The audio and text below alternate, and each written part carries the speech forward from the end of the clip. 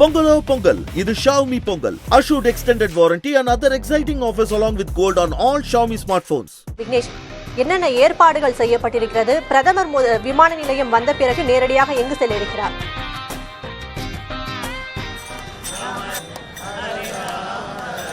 3 நாள் பயணமாக பிரதமர் நரேந்திர மோடி இந்த ஆண்டு 2வது முறையாக சரியாக 4:50 மணி அளவிலே சென்னை வர இருக்கிறார். சென்னை விமான நிலையத்தில் அவருக்கு பாரதிய ஜனதா கட்சி சார்பில் பிரம்மாண்டமான வரவேற்பு என்பது அளிக்கப்பட இருக்கிறது. விமான நிலையத்தை பொறுத்தமட்டில் தமிழக ஆளுநர் RN ரவி, தமிழக முதலமைச்சர் மு.க. ஸ்டாலின், அமைச்சர்கள், சென்னை மாநகராட்சி மேயர் பிரியா ராஜன், அதே போன்று கூட்டணி கட்சி தலைவர்களும் வரவேற்க இருக்கிறார்கள். கூட்டணியை பொறுத்தமட்டில் ஓ பன்னீர்செல்வம், அதே போன்று IJK கட்சியைச் சேர்ந்த பாரிவேந்தர், தேவநாதன் யாதவ், புதிய நீதி கட்சியைச் சேர்ந்த AC சண்முகம் உள்ளிட்ட 4 தலைவர்கள் நேரடியாக விமான நிலையத்திற்கு வந்திருக்கிறார்கள்.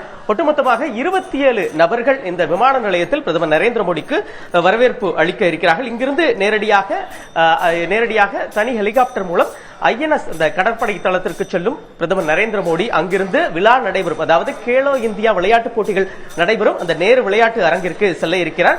அங்கு அந்த கேலோ இந்தியா விளையாட்டுப் போட்டிகளை தொடங்கி வைத்து DD தமிழ், புதுப்பிக்கப்பட்ட அந்த DD தமிழ் தொழிற்கட்சியை தற்பொழுது நேரடியாக தொடங்கி வைத்து குறிப்பாக விளையாட்டு போட்டிகளின் அந்த கேப்டன்களை சந்தித்து கலந்துரையாட இருக்கிறார். குறிப்பாக பத்மஸ்ரீ, அர்ஜுனா உள்ளிட்ட பல்வேறு விருதுகளை பெற்ற சரத்கமல் டேபிள் டென்னிஸ் வீரர், அதே போன்று பாஸ்கரன் ஹாக்கி, புருஷோத்தமன் கூடைப்பந்து, ஜோஸ்னா சின்னப்பா உள்ளிட்ட அந்த விளையாட்டு வீரர்களை சந்திக்க இருக்கிறார்.